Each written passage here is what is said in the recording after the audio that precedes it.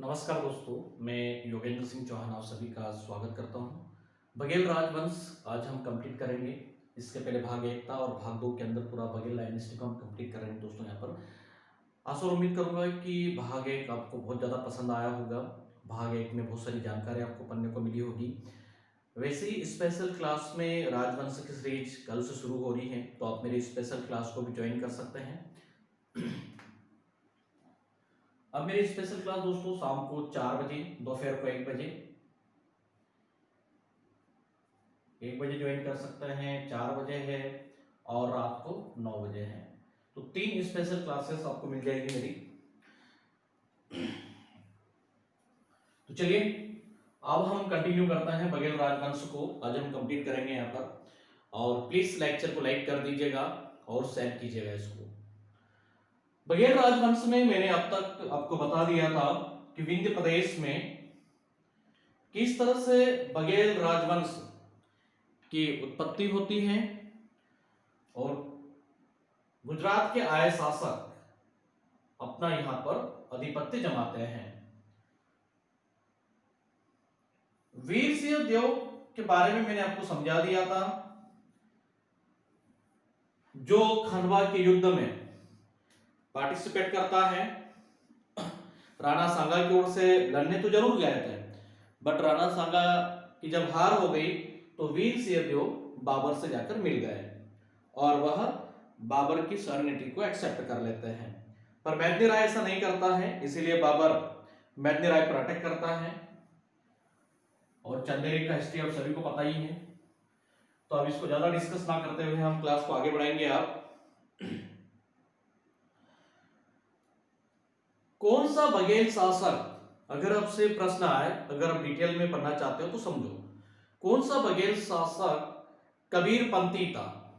कहने का मतलब है कि वह कबीर का फॉलोअर था, कबीर का भक्त था।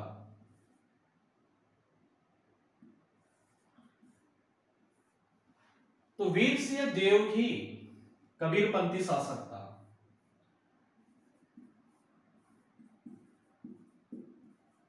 वीर सिंह देव यह कबीरपंथी शासक था। कौन सा बघेल शासक कबीरपंथी था? तो अब आंसर कीजिएगा दोस्तों, वीर सिंह देव। वीर सिंह देव के इसी प्रभाव के कारण, क्योंकि कबीर का बहुत बड़ा भक्त था कबीर जी का, तो वीर सिंह देव के इसी प्रभाव के कारण जो रीवा रियासत थी,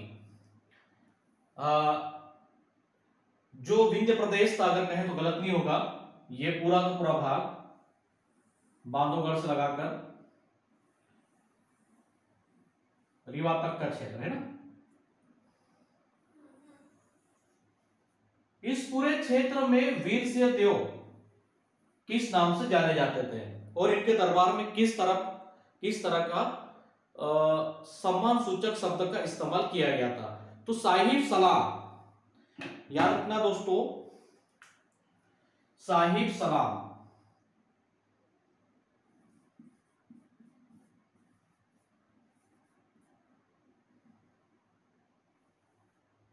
साहिब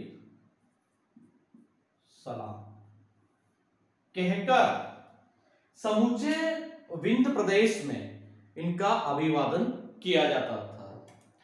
देखिए, हम राजवंश पढ़ रहे हैं, आप जनरली अगर विकिपीडिया भी करेंगे तो आपको इतनी डिटेल उसके अंदर नहीं मिलेगी, ना किसी बुक के अंदर, ठीक है? तो इसको अच्छे से समझे दोस्तों आप लोग। एमपीपीएससी में अगर क्वेश्चन हो गया कि साहिब सलाम कौन से राजवंश का एक सम्मान सूचक शब्द रहा है, तो आपको आंसर करना होगा बघेल डायनेस्टी। और बघेल डायनेस्टी में अगर क्वेश्चन हो कि कौन से राजा के लिए इसका उपयोग किया गया था, तो वह आंसर करना है आपको वीर सिंह देव के लिए। हम अभी व्हाइट टाइगर की बात नहीं करेंगे, ठीक है, क्योंकि हम राजवंशों को पढ़ रहे हैं। यहाँ पर राजवंश बहुत ज्यादा इंपॉर्टेंट है, तो हम सिर्फ बघेल डायनेस्टी में सिर्फ यही देखेंगे कि कौन सा राजा था। हाँ, इतना जरूर पता चलेगा आपको कि किसके समय पे, ठीक है? तो ये इंपॉर्टेंट फैक्ट है, इसको जरूर नोट करें आप, ठीक है दोस्तों। डिटेल में पढ़ेंगे तो ही एमपीपीएससी हमारा क्लियर होगा कहने का मतलब है कि आपका जो मिशन है राजवंश की सीरीज में, टारगेट क्या है, एमपीपीएससी 2020। तुमने 2020 खूब मैच देखा होगा, बट यहां पर देखो आप, ये मैच नहीं है। इस एमपीपीएससी 2020 यहां पर इसीलिए लिखा है कि आप समझ जाओ कि 2020 आपको मध्य प्रदेश के इसी मानचित्र के अंदर से ज्यादा करना है, क्योंकि राजवंश सबसे ज्यादा यहीं पर है और हिस्ट्री के क्वेश्चन यहीं से ज्यादा पूछे जाएंगे। दूसरा भी पढ़ना है, पर एक एग्जांपल ले रहे हैं हम, एग्जांपल नहीं, जो सत्यता है वही बात कर रहे हैं। तो 2020 का मतलब यही है बेटा, किसी एक चीज को बेसिक पढ़कर अगर आप ये सोच रहे हैं कि आप बहुत अच्छे से क्रैक कर लेंगे, तो फिर थोड़ी मुश्किलें वहां पर नजर आती हैं। डिटेल में आपको पढ़ना, अच्छे बेस्ट कंटेंट आपको मिल रहा है यहाँ पर, ठीक है। हालांकि आप प्लस पर आएंगे तो आपको और भी ज्यादा कंटेंट मिलेगा।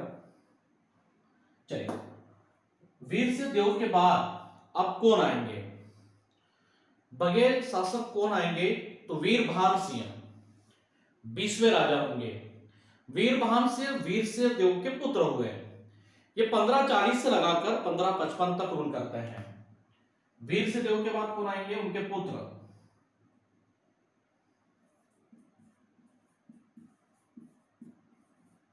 वीर से देव, और वीर से देव के बाद आएंगे वीरभान सिंह, हुमायूं के मित्र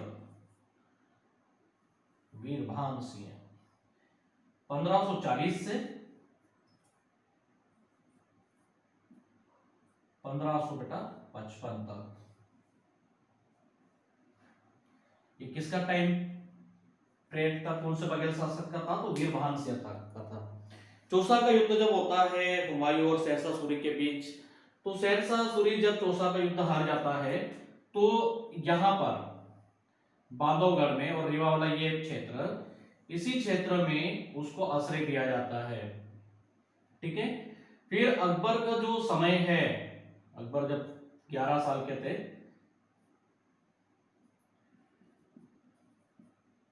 11 साल का अकबर, है ना, तो अकबर का बचपन जो है बेटा वह यहीं व्यतीत हुआ है, विंध्य प्रदेश में, अर्थात रीवा रियासत में। अकबर का बचपन यहीं पर बीता। कहां पर, तो विंध्य प्रदेश में, बांधवगढ़, बांधवगढ़ में। मदद की वीरभान सिंह ने किसकी, अगर आपसे क्वेश्चन आएगा कौन से बघेल शासक ने चौसा के युद्ध में हुमायूं की मदद की थी, तो आपको आंसर करना है वीरभान सिंह ने की थी, ठीक है। फिर आपसे कभी क्वेश्चन पूछ लिया जाए कि खानवा के युद्ध में कौन राणा सांगा की ओर से बघेल शासक लड़ने के लिए गए थे, फिर आंसर करना है वीर सिंह देव। साहिब सलाम शब्द का इस्तेमाल किसके लिए किया गया, वीर सिंह देव के लिए किया गया। प्रश्न ऐसे ही होंगे एग्जाम में, तुम चाहे जो कर लो, ठीक है, ऐसे ही प्रश्न आएंगे, ऐसा ही तुमको पढ़ना होगा। तो ये हो गया बेटा क्लियर यहाँ पर। अब वीरभान सिंह ने किसकी मदद की, हुमायूं की। अगर हुमायूं की मदद की तो इसका मतलब ये हुआ कि जो रीवा स्टेट है, अर्थात बांधवगढ़ रीवा, रीवा बांधवगढ़ किसके संरक्षण में चली गई, तो हुमायूं के। हुमायूं के बाद कौन आएगा, आप सभी को पता है, इतना इतिहास तो आपने पढ़ा है यार। हुमायूं के बाद कौन आएगा बेटा, अकबर। अगर अकबर आएंगे तो पूरी की पूरी जो रीवा स्टेट है, बांधवगढ़ है, उसको किसका संरक्षण मिलता है, अकबर का। क्योंकि वीर से देव का लड़का होता है वीरभान, वीरभान का लड़का आएगा। थोड़ा वीडियो चेक कर ले यार, पता चले कि मैं नीचे लिख रहा हूं तुमको दिखाई नहीं दे, है ना।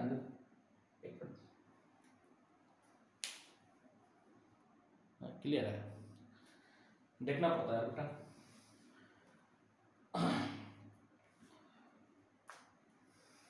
रामचंद्र,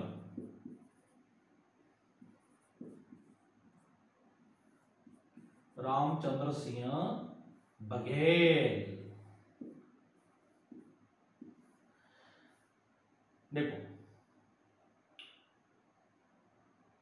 अकबर के पापा की दोस्ती किससे थी? तो वीरभान से थी।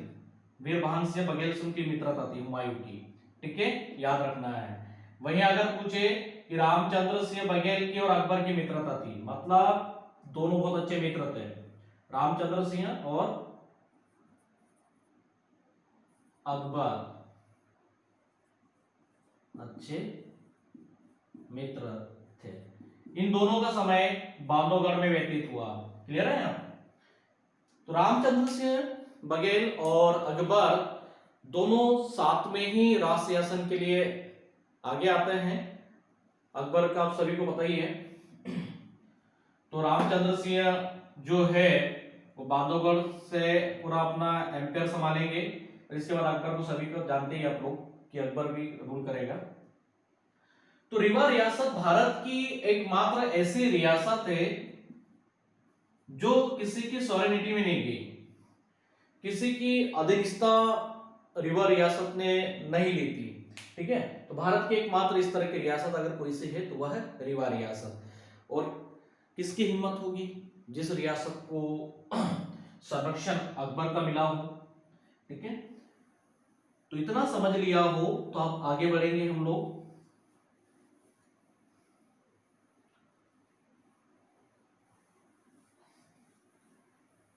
अब एक फैक्ट ये है कि राजा रामचंद्र सिंह, अभी अकबर वाला कॉन्सेप्ट आएगा तुम्हारा, उसका तानसेन वाला।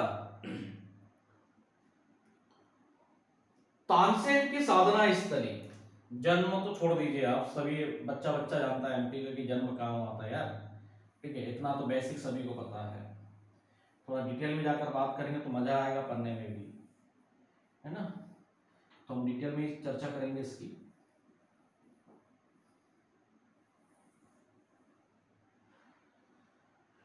तो जन्म तानसेन का यहां पर हुआ, ज्यादा डिटेल में नहीं जाएंगे तानसेन की हम।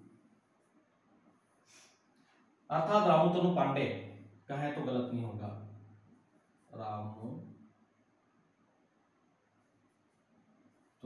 पांडे अर्थात तानसेन। जन्म कहां हुआ इसका सभी को पता है, बेहट। ये बेसिक है बेटा, बेहट में जन्म हुआ, गुरु कौन क्या, ये सब बेसिक है। क्वेश्चन ये है कि तानसेन ने साधना कहां पर की। क्वेश्चन ये बनता है कि तानसेन की साधना स्थली क्या रही है, ये आपका क्वेश्चन है। ऐसे ही क्वेश्चन आपसे एग्जाम में पूछेंगे। ठीक है, तो उसने जो साधना की थी बेटा, वह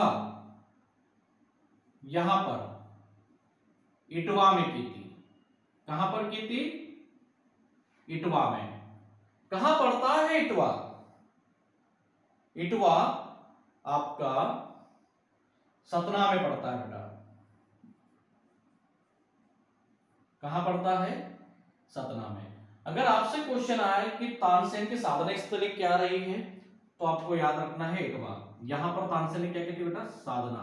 आप बोलेंगे सर बघेल राजवंश पढ़ाते पढ़ाते तानसेन में कहां चलेगा, थोड़ा समझा देता हूं मैं आपको कि अब एक दोस्त को गिफ्ट देगा ना, मतलब तानसेन भेंट किया जाएगा बांधवगढ़ से, तो आपको पीछे का इतिहास तो समझना होगा।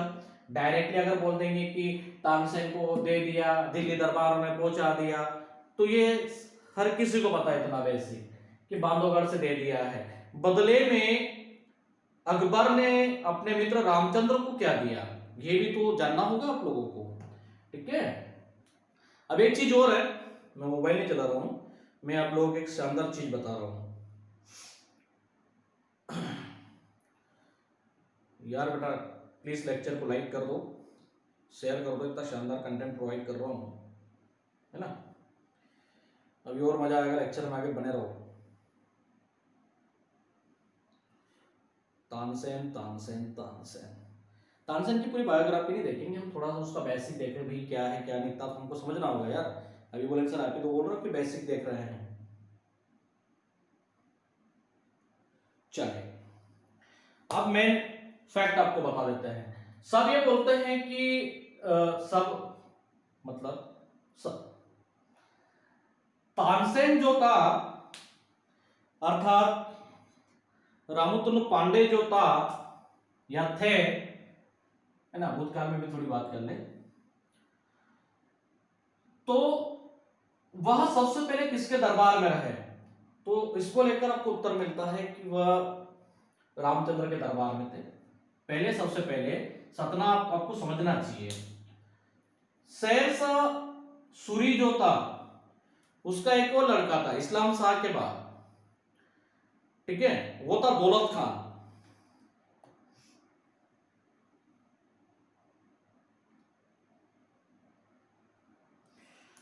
तो ये सबसे पहले शेरशाह सूरी के पुत्र दौलत खान के संरक्षण में गए। मतलब पहले किसके दरबार में गए थे ये? दौलत खान। कौन था? तो शेरशाह सूरी का पुत्र था। सबसे पहले तानसेन किसके दरबार में रहे? दौलत खान, क्योंकि दौलत खान अभी कलिंजर में ही था, ठीक है। तो उसको पता चलता है कि बढ़िया है, गायक के सिंगर है। फिर वहां से तानसेन की प्रसिद्धि बांधवगढ़ तक गई। तो यहां पर राजा रामचंद्र ने इनको अपने दरबार के रत्नों में शामिल किया, राजा रामचंद्र ने। और फिर इन्हें एक नया नाम दिया, तानसेन। तानसेन नाम किसने दिया बेटा?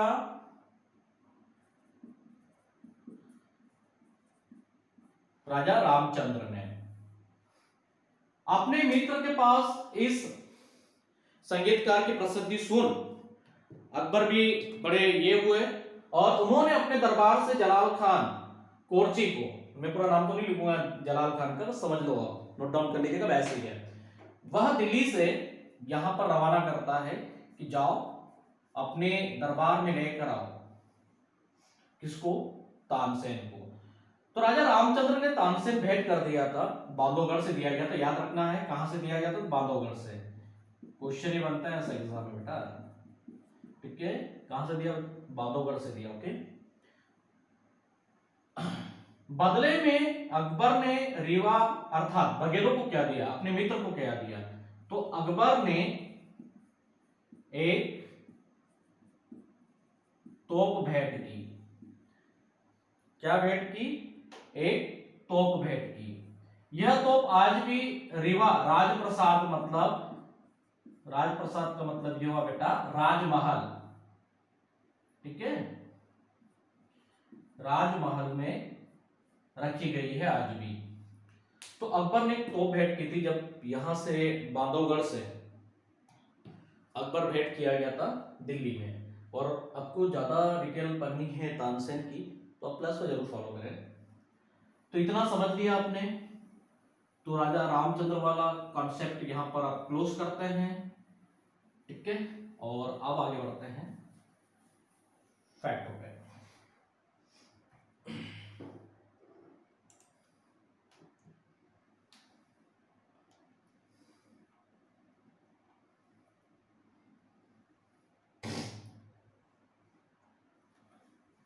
अब हम देखेंगे कि रीवा की स्थापना किसने की। क्वेश्चन तो ये भी है कि रीवा की स्थापना किसने की। तो रीवा की जो स्थापना की वह, बोले यार सर आप तो बार बार एमपी बनाते हो, क्या करो यार, एमपी मुझे अच्छा लगता है, अपने मध्य प्रदेश का मानचित्र बनाना। यहां बांधवगढ़ से एक और महाराज निकलेंगे जो है विक्रमादित्य, 23वें महाराज।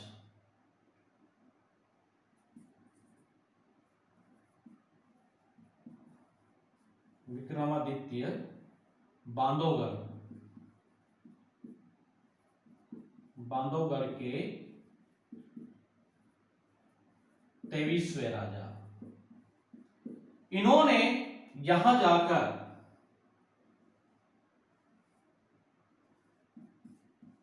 अर्थात रीवा, अब रीवा की स्थापना कब हुई थी ये क्वेश्चन भी आपसे पूछ लिया जाएगा। तो इन्होंने 1618 में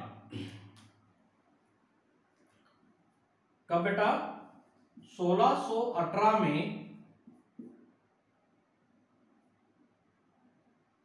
रीवा की 1618 में स्थापना की।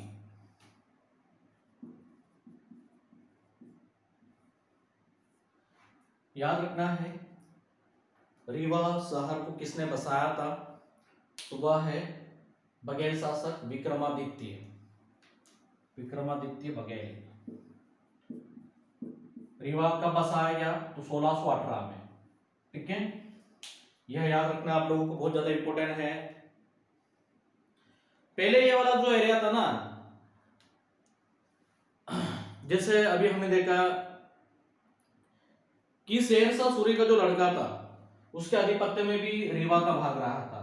ठीक है, बट अभी तो आप यहां से देखिए कि इसकी स्थापना किसने की, वो ज्यादा मोस्ट है। और आपको ज्यादा डिटेल में अगर पढ़ना है राजवंश तो आप बिल्कुल स्पेशल क्लास कल से शुरू हो रही है। ठीक है, अनअकैडमी पर जाइए, योगेंद्र सिंह चौहान साहब को फॉलो कीजिए और पढ़ना शुरू कीजिए। ठीक है, अब बहुत हो गए बहाने, अब पढ़ेंगे नया मध्य प्रदेश सटीक और शानदार। तो 1618 याद रखिए बेटा, अल्टीमेट है ये। आप महामृत्युंजय मेला आपने पढ़ा होगा, टेंपल के बारे में भी सुना होगा, मंदिर के बारे में। महामृत्युंजय भगवान का मंदिर 1617 की घटना है। कब की बेटा? 1617 की। 1617 में महाराजा विक्रमादित्य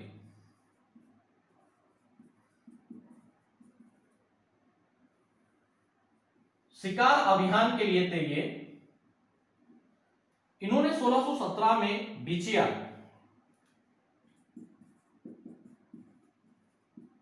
ये रीवा में ही पड़ेगा अभी ना, बिचिया में अपनी आंखों से स्वयं महामृत्युंजय भगवान को प्रकट होते हुए देखा। ठीक है, और ये चमत्कार उनके सामने घटा, इसीलिए उन्होंने रण बहादुरगंज बिचिया जो है, रण बहादुरगंज बिचिया, ठीक है मैं लिख देता हूं यहां पर, वहीं पर मंदिर बनवाया। और उसके बाद 1618 में, उसके एक साल बाद, महामृत्युंजय की स्थापना होने के एक साल बाद उन्होंने रीवा शहर को सेटअप किया। ठीक है, तो हम क्या बोलते हैं? महामृत्युंजय भगवान। एक चीज लिख देता हूं आपकी,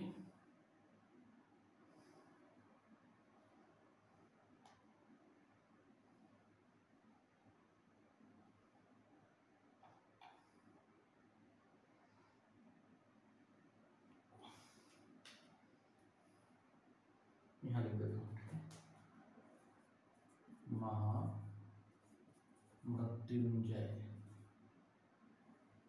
अब मेला भी पड़ता है तो मेला भी लिख देता हूं मैं। ठीक है, मंदिर भी कर देता है।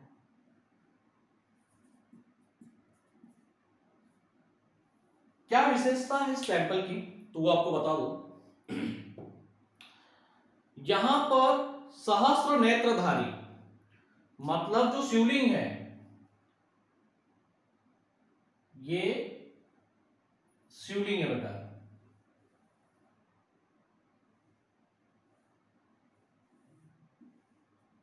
ठीक है,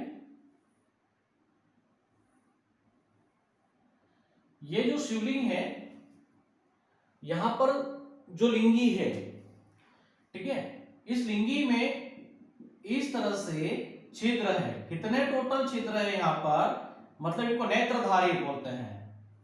क्या बोलते हैं? सहस्त्र नेत्रधारी। और यह विश्व का इस तरह का एकमात्र टेंपल है। कहां पर? रीवा में, महामृत्युंजय भगवान का रूप। कितने टोटल यहां पर सहस्त्र नेत्रधारी रूप में है भगवान?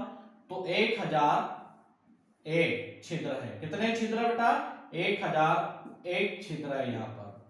ये अच्छे से नोट डाउन कर लीजिएगा। अब आपको फैक्ट बता दूं मैं। चलिए अब हम आगे बढ़ते हैं यहां पर।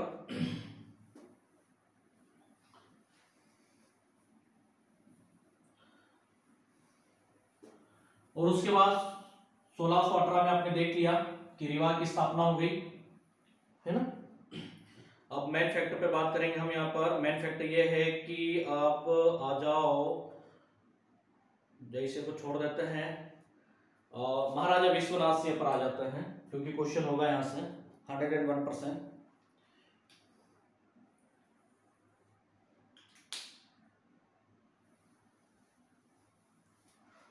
अगले शासक हुए थे 31वें महाराज विश्वनाथ सिंह बघेल। महाराजा विश्वनाथ सिंह बघेल ने रामायण अध्यात्मक ध्वनि पर एक ग्रंथ लिखा है। रामायण अध्यात्मक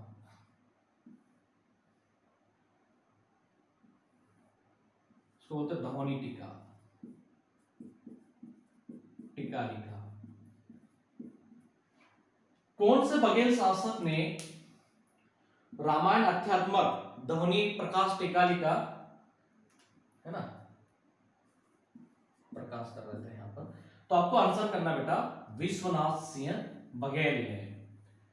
ठीक है, ये अच्छे से नोट डाउन कीजिएगा, बहुत ज्यादा इंपॉर्टेंट है। इसके बाद कौन से बघेल शासक ने 1857 की क्रांति के समय, अगर इतना नोट कर लिया हो, तो इनके बाद आते हैं अगले शासक रघुराज सिंह बघेल।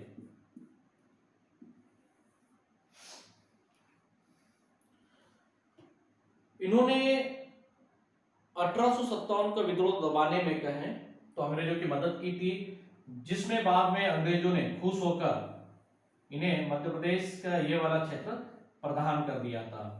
ठीक है, रीवा था, बांधवगढ़ था, नीचे वाला भाग नहीं था इनके पास, क्योंकि यहाँ पर बेटा मराठों का वर्चस्व था। तो बालाघाट आपका, अमरकंटक, उमरिया, कैमूर पर्वत तक का ये एरिया अंग्रेजों ने किनको प्रदान कर दिया, और सतना का भी यहाँ पर थोड़ा सा। ठीक है, ये पूरा का पूरा क्षेत्र किनको दे दिया बेटा, बघेल शासकों को दे दिया गया। ठीक है, इस तरह से। और मिर्जापुर तो था ही इनके पास। 1857 की क्रांति में इन्होंने मदद की थी, तो एक फैक्ट इनका भी आता है, पर मजबूरी थी, अंग्रेजों ने कुछ संधियां इस तरह से की थी। आपने गोविंदगढ़ किला जरूर पढ़ा होगा, गोविंदगढ़ महल।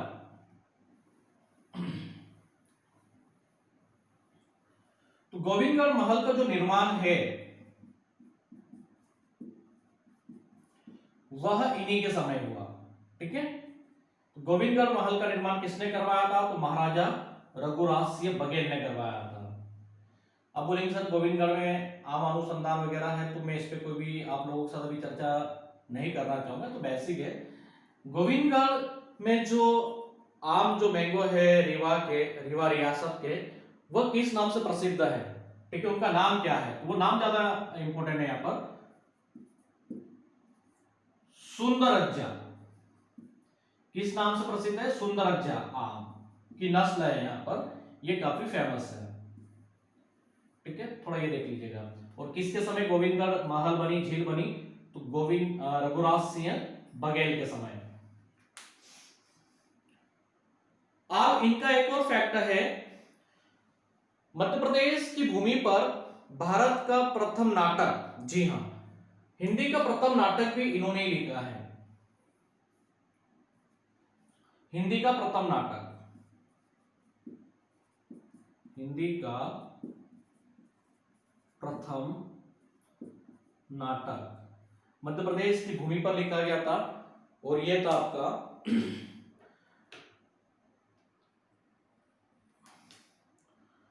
आनंद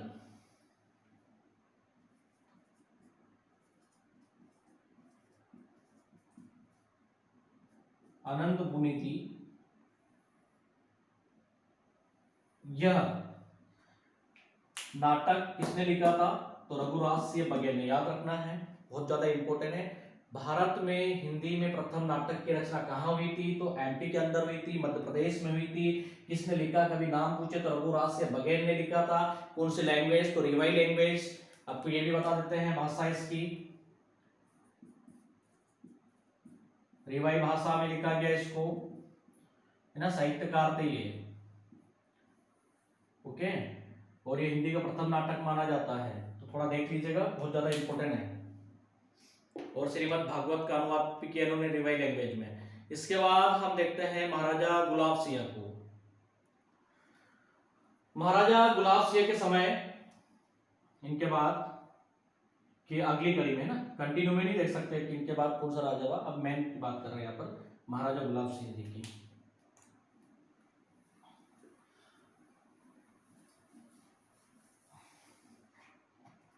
महाराजा गुलाब सिंह जी, महाराजा गुलाब सिंह, इन्हीं के समय बेटा महाराजा गुलाब सिंह के समय रेवा रियासत भारत की एकमात्र ऐसी रियासत थी जिसने हिंदी को राष्ट्रभाषा घोषित किया था। ठीक है, याद रखना है, हिंदी को राष्ट्रभाषा घोषित करने वाली भारत की एकमात्र रियासत, हिंदी को राष्ट्रभाषा घोषित किया था किसने? महाराजा गुलाब सिंह जी ने। और इसी की वजह से रेवा रियासत का नाम हो गया। तो रेवा रियासत भारत की इस तरह की एकमात्र रियासत थी।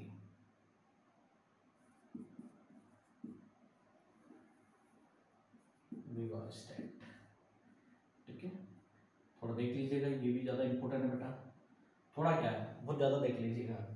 ठीक है, तो राष्ट्रभाषा घोषित करने वाली भारत की एकमात्र रियासत कौन सी थी? कभी ये क्वेश्चन हो, या मध्य प्रदेश की ऐसी कौन सी रियासत रही, तो आप आंसर कर दीजिएगा।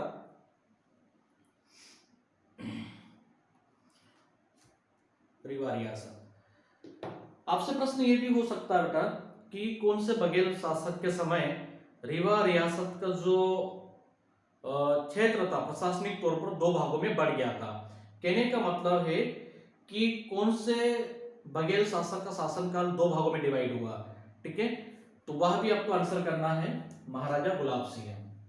इन्हीं के समय इनका शासनकाल दो भागों में बढ़ गया था।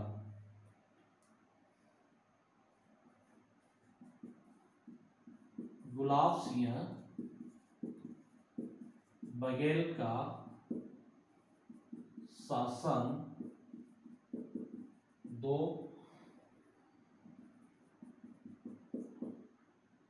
भागों में बढ़ गया था। मैंने बहुत आगे लिख दिया यार, इतना एक मिनट देख लेता हूं मैं। क्लियर है, क्लियर है, तो थोड़ा ये देख लीजिएगा, ये बहुत ज्यादा इंपॉर्टेंट है इतना। ठीक है, और ये कब होता है? जब वेंकट रमन सिंह की मृत्यु हो जाती है, उनके बाद एक ब्रिटिश अधिकारी यहाँ पर रेवा रियासत पहुंचता, जिसका नाम था Valley, colonel Valley. Colonel Valley के समय इनका राज सिंहासन दो भागों में बढ़ गया था। तो ब्रिटिश अधिकारी कौन आया था यहाँ पर? Colonel valley.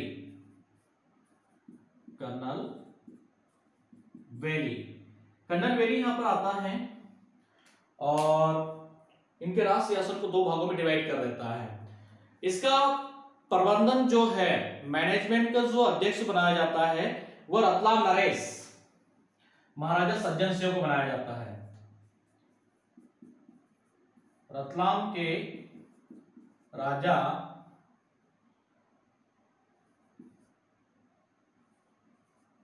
सज्जन सिंह राठौर।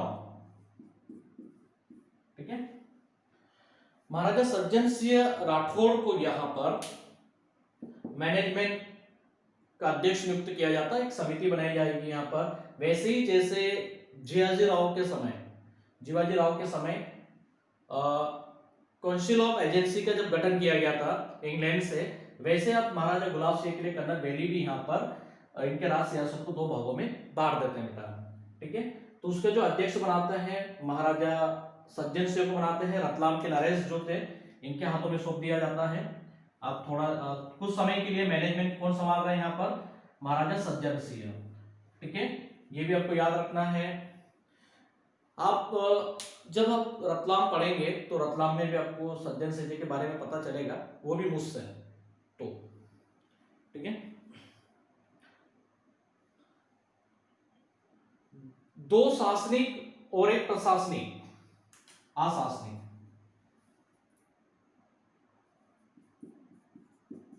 शासनिक मतलब कर्नल वैली लिखेगा,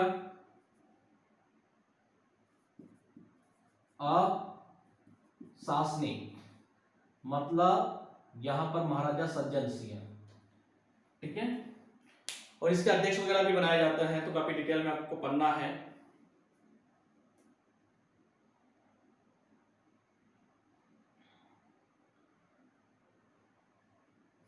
और अंत में आप इतना ही समझे अभी बेटा। देखिए आपको और भी इसकी ज्यादा डिटेल चाहिए, बघेल राजवंशों को अच्छे से पढ़ना है, रियासतों को और भी अच्छे से पढ़ना है, क्योंकि क्वेश्चन तो वहीं से ज्यादा होंगे आप, ठीक है। और रियासतें आप देखिए कि रियासतों का जो अगर हम देखें रिलेट अगर मैं करूं तो दिल्ली सल्तनत से कहीं ज्यादा रिलेट भी हो रही है। तो एक तरह से आपको एक शानदार हिस्ट्री पढ़ने को यहाँ पर मिल रहा है।